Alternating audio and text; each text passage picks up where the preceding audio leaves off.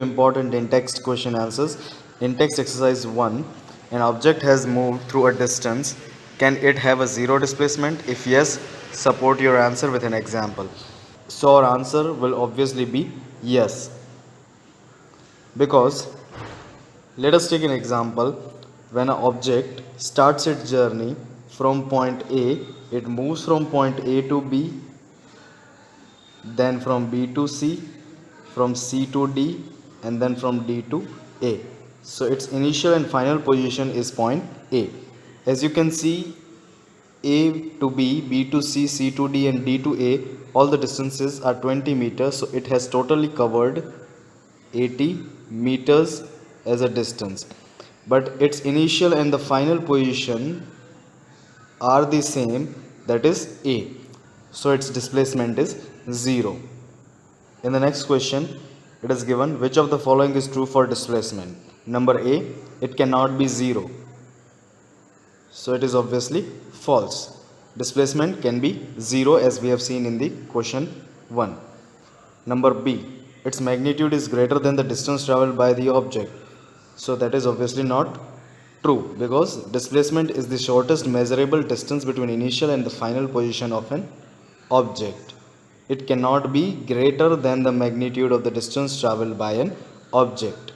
Sometimes it may be equal to the distance traveled by the object, but never greater than the magnitude of the distance traveled by the object.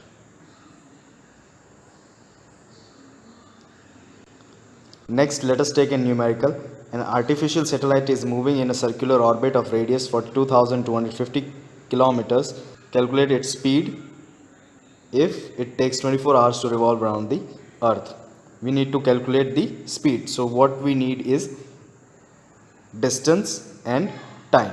So time is already given, it takes 24 hours to revolve around the earth, and its radius of the orbit is 42,250 kilometers. So if let us say this is a earth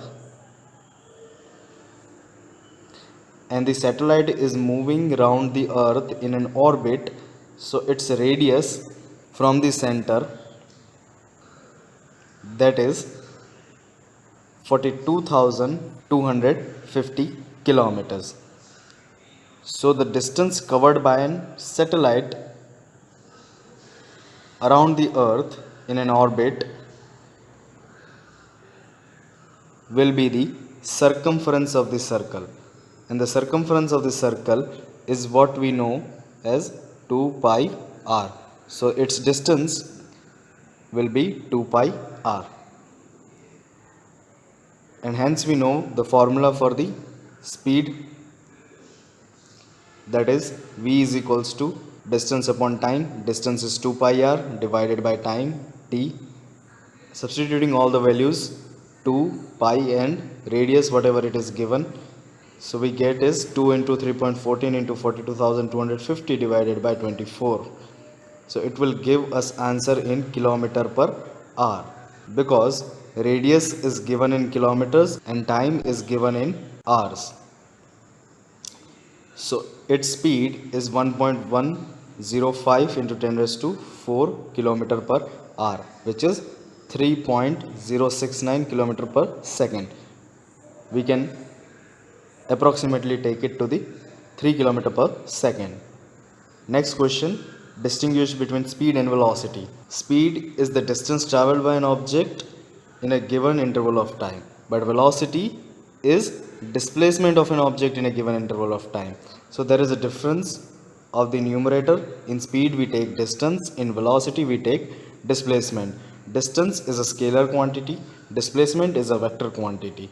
Scalar quantity means which does not require direction, but vector quantity means one which requires direction. So these are two different quantities.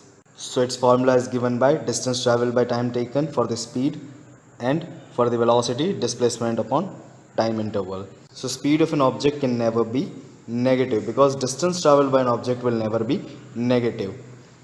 At the most it can become 0, because if the object does not travel any distance, so its speed will be 0,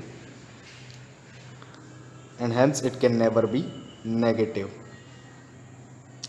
velocity of an object can be negative because displacement can be negative. If the object travels in the opposite direction, then it will give a negative displacement. So velocity can be negative, positive, or